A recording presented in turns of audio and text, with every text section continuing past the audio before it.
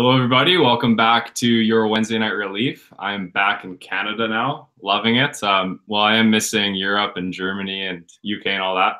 What I'm not missing is not being able to get my medicine. So, real different laws overseas. And, here in Canada, we get it delivered in nice containers right to your door. With the Namaste MD app, you don't leave your house. It's all great. But now we're going to talk to Tim Henley, who's in a completely different situation all the way over in the UK there. Really excited to have him on because, this guy is so knowledgeable in UK legalization, CBD, cannabis, and then all the way across Europe. So, Tim, why don't you say hello and tell us a little bit about yourself, buddy? Hello, everyone. Right, where do I start? I sat probably in this very office about 3 years ago.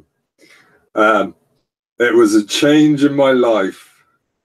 I'm an IT administrator, and IT was coming to the end of its time with me. It's been a fascinating journey in IT, but to be honest, it had got a bit dull, repetitive, and I was looking for some new challenges. Sorry? You came to cannabis. Yeah, well, it was a long journey, actually. It was a really long journey. When I was at university, I encountered cannabis. I enjoyed it. I preferred it more than alcohol. But you know how it goes? I live where it's an illegal thing to do. And so you leave it behind because you got to get on with your career. And getting on with your career meant that you had to choose the socially acceptable drug, alcohol, and you go forward. So I left it behind. But 3 years ago, I kind of was looking around, got a white sheet of paper on the desk saying, what am I going to do? And that was a really fundamental change in my life. This is all happening at the same time as my mother has fully fledged Alzheimer's. So I'm not a conspiracy theorist. I believe in this thing called the coincidence of chaos. You've got all these random events with so many things going on, just like when they talk about chaos in weather patterns. All of this stuff in the universe is just chaotic all of the time. And the coincidence of chaos at this point came together. It was really, really interesting. So my mom's developing Alzheimer's. She can't live on her own anymore. I'm looking around, so I think, right, I'm going to take a career break and I'm going to retrain. I'm going to get out of IT and I'm going to see what there is around. Another thing happens at the very same time. My cousin gets offered to do a PhD at Aston University looking at CBD and its influence on epilepsy, and it's sponsored by GW Pharmaceuticals. I knew nothing of CBD at that time.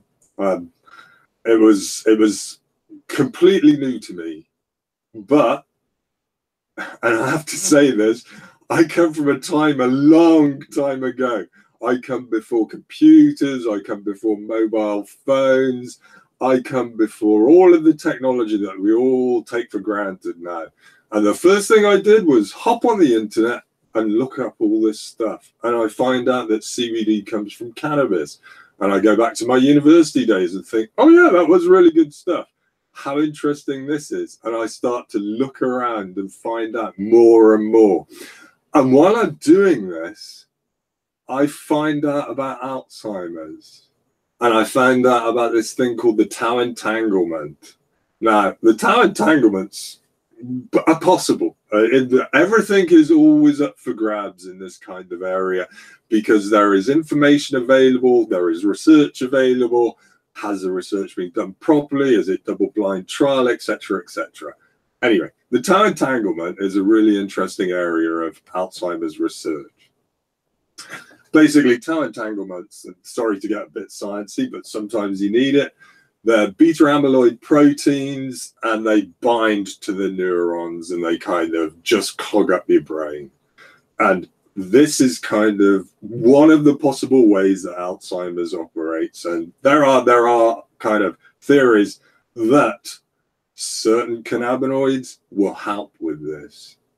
Now, my first-hand experience of my mother's decline through the layers of Alzheimer's, it is not a pretty thing to see.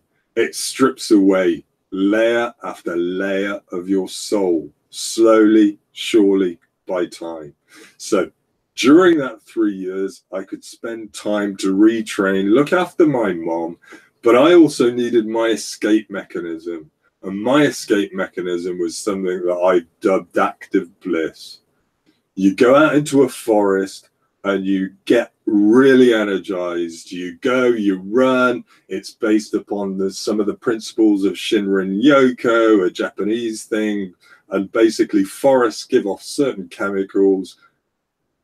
If you amplify that particular possibility of being in the forest with some additional cannabinoids, in this country CBD is a legal cannabinoid, it enhances the whole experience to the point whereby you are so energized and all of the stress and strains of the day are just taken away. And this really created something that was really interesting for me, in the way that these things enable you to feel refreshed without having to do all kinds of things, without having to resort to pharmaceutical drugs.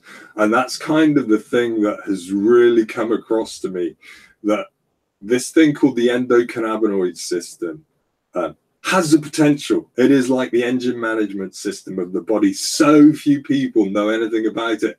And all of this has been hidden because the research has been hindered by the fact that cannabis is one of these drugs. It's a plant. Let's get it right. It's a plant. It is a complicated plant that produces cannabinoids, produces flavonoids, produces terpenes. It is a whole mix of different things. And I am so envious of your position in Canada, where you can access strains, where you can get exactly what fits your endocannabinoid requirements. Because of working for Namaste, I've experienced the cannabis economies of Spain, of the Netherlands, where this is possible, and you can get exactly what your requirements are. And I've spoken to you, Jesse, at length about your particular strain and what works for you.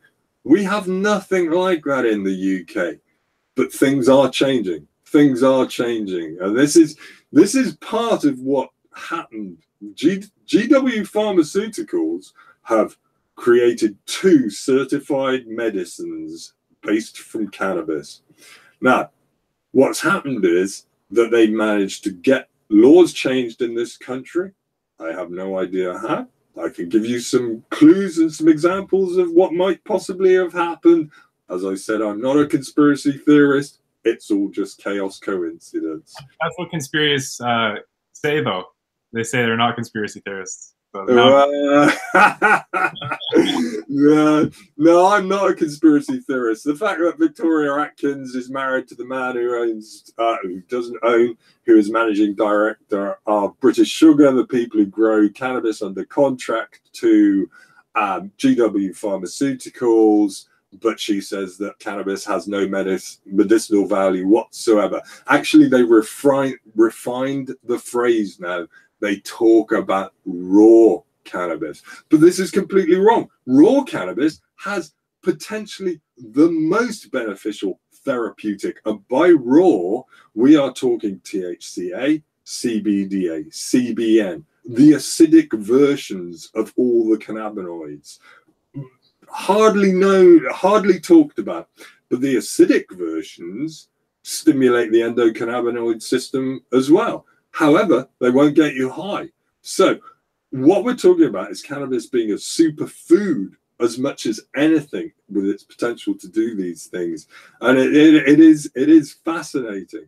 We could also talk about Theresa May's husband, whose company has invested in GW Pharmaceuticals. But again, cannabis has no medicinal value, the raw version of cannabis.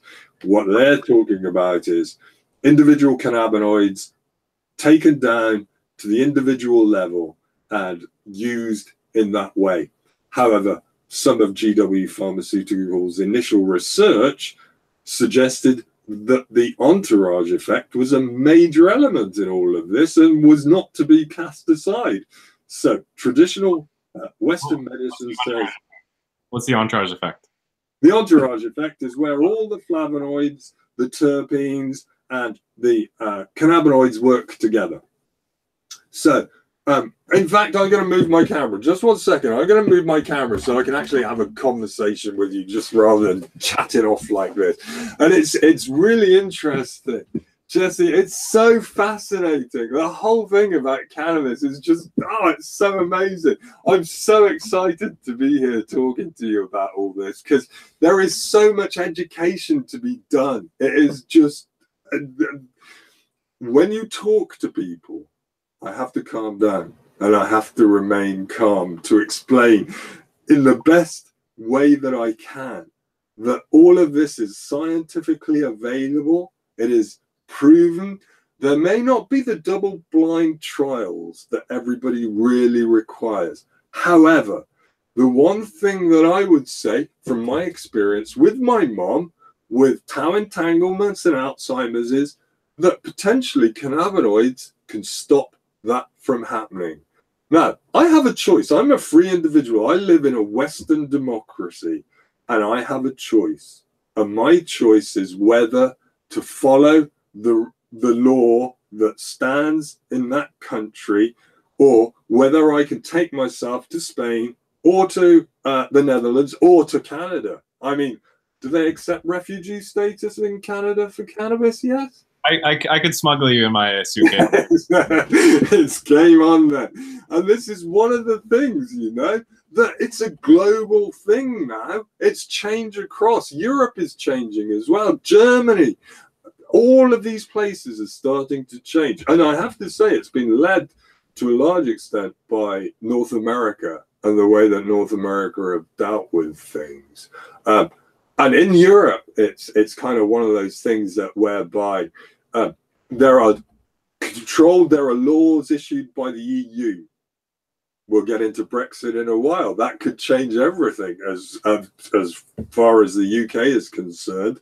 But essentially, the laws across the different countries inside of the EU are very similar, apart from when it comes to this thing called medicinal cannabis. Personally, I don't believe in medicinal cannabis. Cannabis to me is a food. It's a nourishment for your mind and your body. It is capable of so many things that it's just something that actually we've got a real sustainability problem. As I said, I come from way back when there were no computers, nothing, right?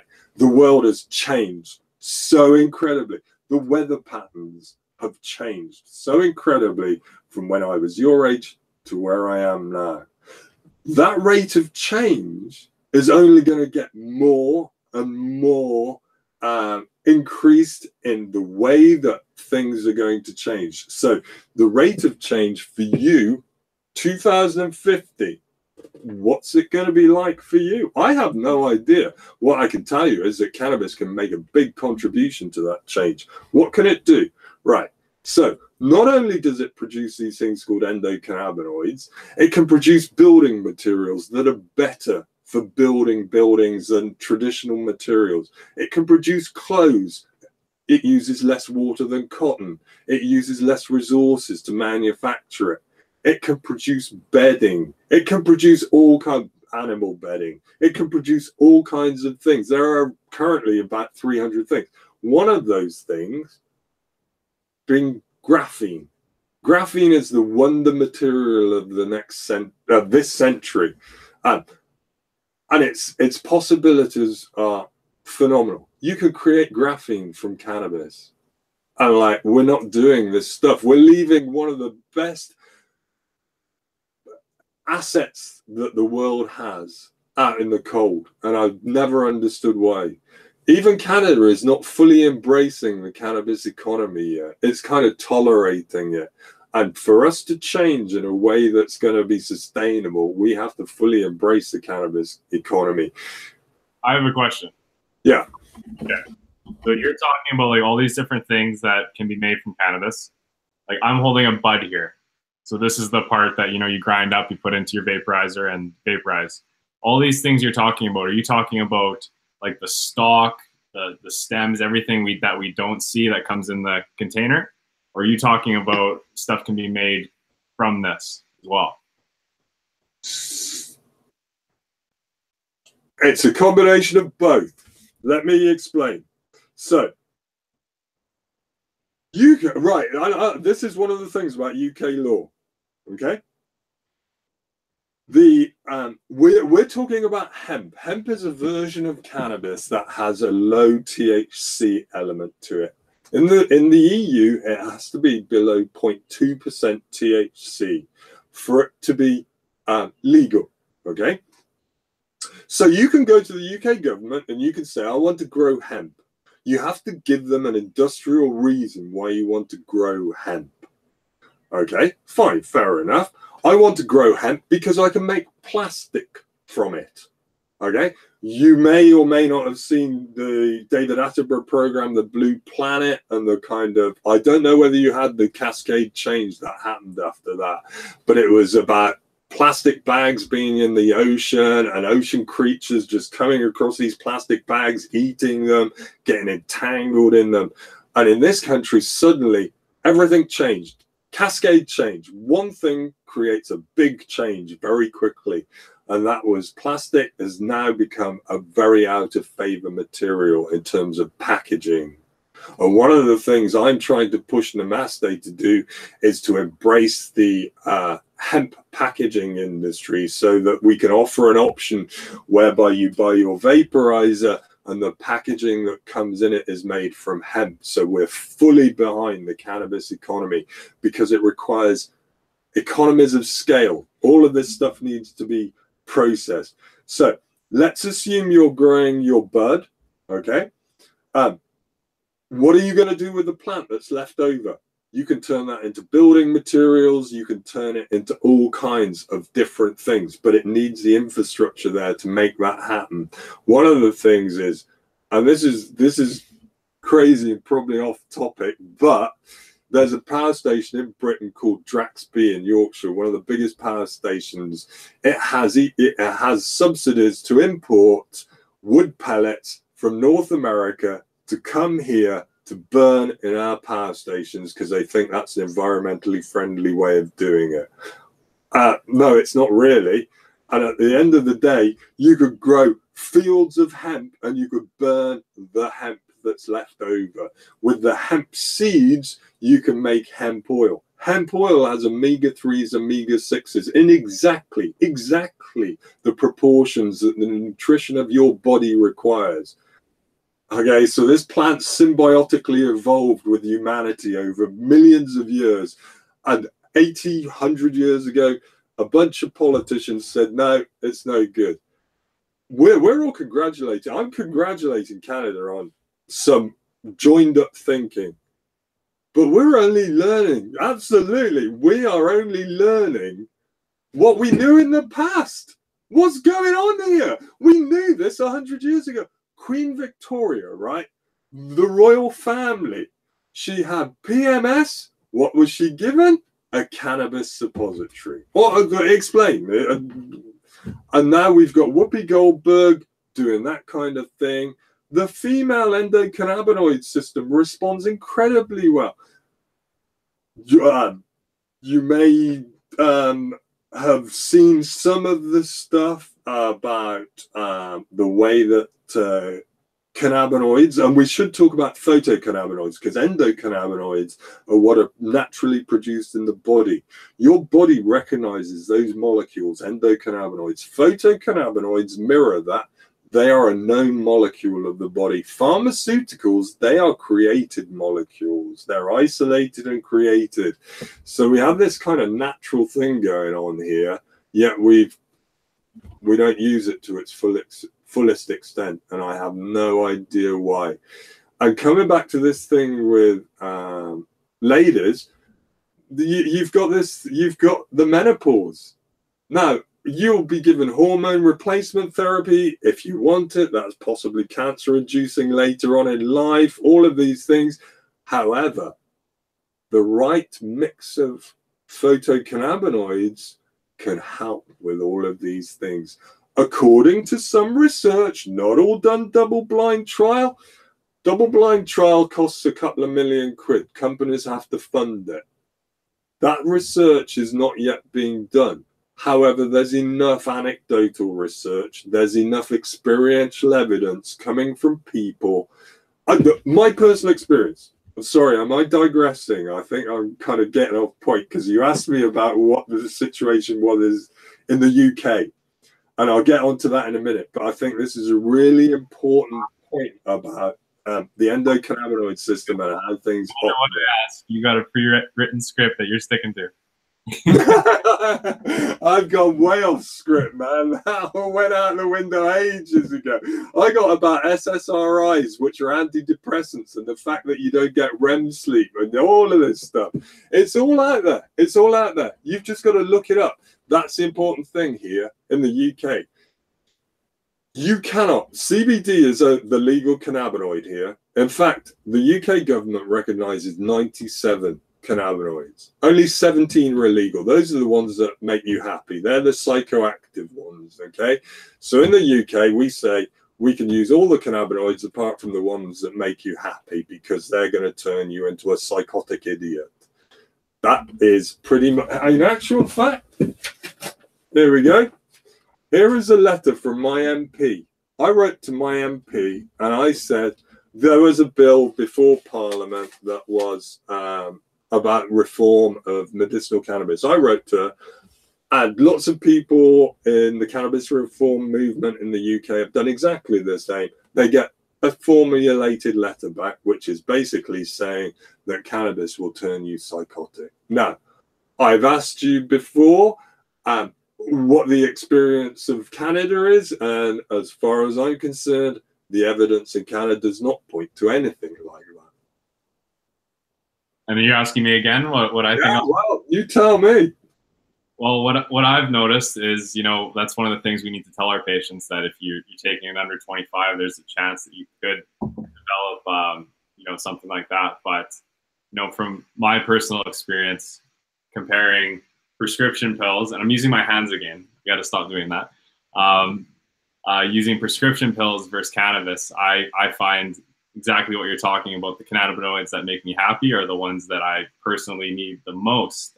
You know, I'm generally a pretty happy guy, but, you know, about a year ago wasn't really the case with what I went through. So I don't have any scientific documentation to back me up. I can't reach behind a towel there and pull out a certified letter like you can. And just so everyone knows, when the camera goes back to Tim, I'm starting this rumor now that behind that blanket on his wall, once UK goes legal, if you could see him now, I'm gonna put him back on as I talk here.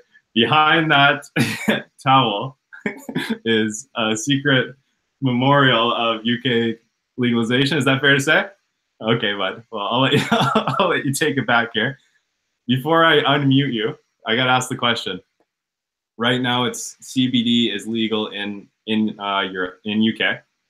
When would you estimate that cannabis would become fully legal in UK, similar to Canada? That's a tricky one, right? Well, let me explain some of the stuff that's going on at the moment. Today, this very day, there was a announcement put out of the government website that they are now started to review the case for medicinal cannabis, and this occurred because of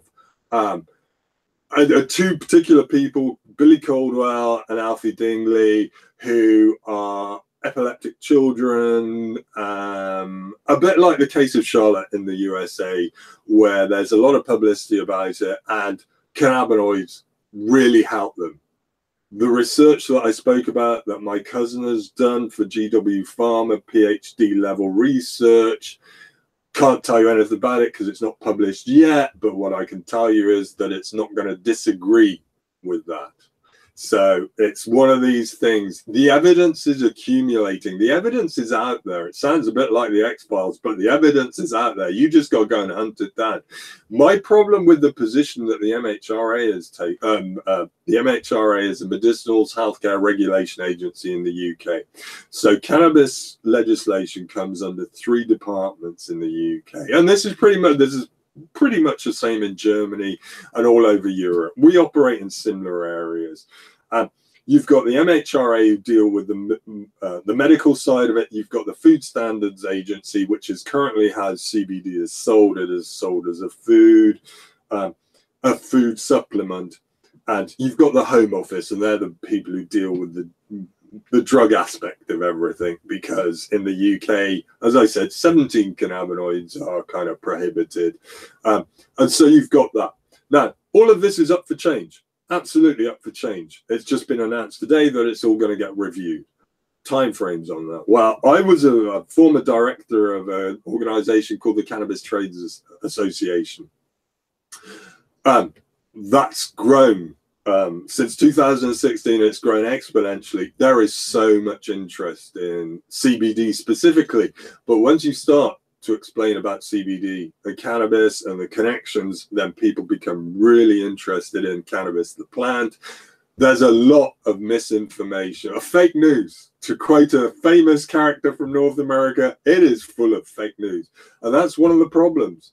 It's finding authoritative information sources. And that's where Namaste really score, because we're a global company. We have the ability to operate in all the territories that we do. We operate within the law in each one of those territories, but because each territory is at a different level in terms of its acceptance and its legalization process, we can use the data that is generated in those different areas to then come to an area like the UK, and let's look at psychosis, but let's do the research properly. Let's not just say, okay, everybody who uses cannabis, we need to refine that whole research program, and that's never been done before. I give you one example. It's a piece of pro-cannabis research that says if you use cannabis and you drink, you are less likely to get liver damage. Okay, alcohol is a destructive drug at the end of the day. I grew up in a time, actually, where alcohol was considered a positive drug. You used to have these big St. Bernard's dogs prowling the Alps with little bottles, little casks of brandy on them to revive you if you'd been in the snow. It transpires, so that's exactly the wrong thing to do. But cannabis, that's one of these things that is now looking as though it's got enormous medicinal applications. But for me, it's not about medicine, it's about well-being. You don't want medicine when you're ill. You don't want to get ill. So you need phytocannabinoids in your diet. You need them all over. I put hemp oil on my salad. It's got CBD. It's got, that's not strictly correct, it's got trace elements of all kinds of cannabinoids, but it's got the omega-3s and the omega-6s. So you look like a healthy guy. I am not actually, the active bliss is my thing. I love to go out, get energized, get physical. I played badminton today. I played badminton with my friend Nick, and I had a dodgy knee. I get some CBD oil out of it. I rub it on. And funnily enough, somebody I know very close to me suffers with IBS. Irritable bowel syndrome. Okay, you can take loads of pharmaceutical drugs for that. They've all got side effects. So I've introduced her to CBD. Okay, now you cannot take this as medical evidence because the MHRA say you can't do that. This is anecdotal, experiential evidence. My experience, trust me or not, it's your choice. She used CBD, and the griping pains went away straight away. And it can be transformative for so many people. Everybody has an individual endocannabinoid system. Everybody has one. It's stimulated by different phytocannabinoids. Everybody needs a different mix. You've told me the strain that you love is RX. I wish I had the ability to try the different strains that you have. when I come to Canada. It's called WestJet.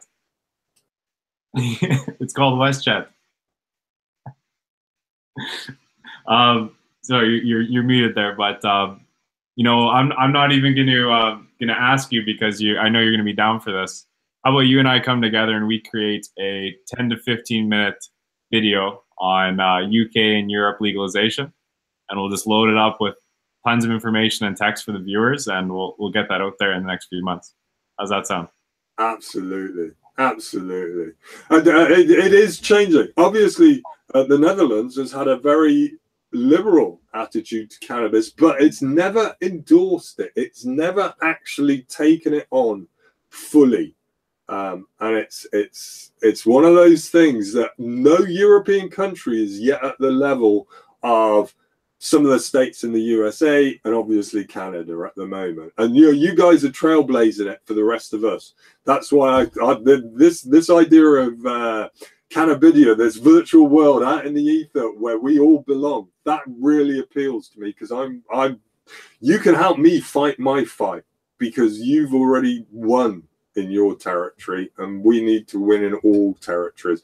Because I tell you, I absolutely swear to you, if you go to a town in the UK on a Friday and Saturday night and see the destructive power of alcohol, and then you look at how I was recently in Barcelona in Spain, you can argue the Anglo-Saxon temperament versus a Latin temperament.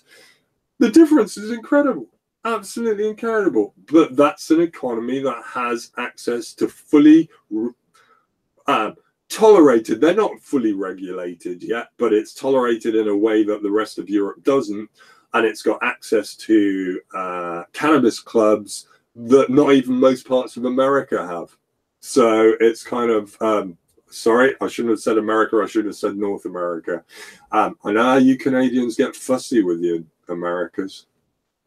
Oh no, we love our neighbors. What are you talking about? Why would you talk about that, Tim? I'm putting the camera back to you now. Well, Tim, we're at the 31-minute mark. So, you know, we just let the viewers know there that we're gonna make that video for them. Do you have any you know, final things you want to say before I sign us off here? It's been a blast. It's been a blast. I tell you, it's a full moon outside. It's 1:30 in the morning. I went outside and it's a full moon, and that's what struck me as I went outside. That it's 8:30 where you are or whatever time. I have no idea whether you've got a full moon. We never even got onto quantum. Oh, there's so much. There's just so much. But do your own research. Find authoritative information sites. Do your research. And don't be dictated to by the dogma that has gone on in the past about cannabis is this really harmful thing. It is absolutely not. And if you want to lead a healthy, active lifestyle, I thoroughly encourage you to get with the cannabis program. That's all I've got to say. Well, Tim, it's been great having you on here, bud, and definitely scheduled to get you back on, as I know that CBD and cannabis laws are ever changing over in UK and Europe, and I'm excited to either have you out here or me come back there, even though I just got back. But anyway, Tim, thanks for coming on the show today. And just so everyone knows, on Saturday there, I fly to California. I land in San Francisco Saturday night, and then I spend 8 days driving from San Francisco down to Diego and back with my friend Dylan Kazera. We're going to have a great time, and we have probably 2 or 3 interviews lined up a day, dispensaries to go see, and what we're building down there is a little video called Get Ready Canada. This is what recreational cannabis can look like. So everyone tune in for that. Got the Stores and Bickle video coming out on Sunday, and a lot more amazing guests like Tim lined up. So Tim, thanks for coming on today. I'll put the camera back to you so you can say a nice goodbye, and namaste, buddy. Hey, it was my pleasure. And I have to say, this is the best time of my life. Working in this industry is so cool, so exhilarating.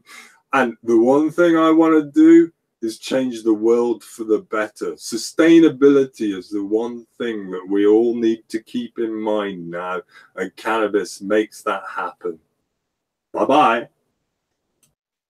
Awesome, Tim. Thanks for coming on, and thanks for everyone for watching the show. So we'll see you on Sunday there when we release the tour video, and then next Wednesday it's going to be myself on camera for the show, and I'm not going to, I got to actually do some talking here, so because I always have these amazing guests on, and I don't get to talk that much. So if you want to hear about California from my eyes, tune in next Wednesday at 8:30 p.m. Eastern. Have a great day, and namaste.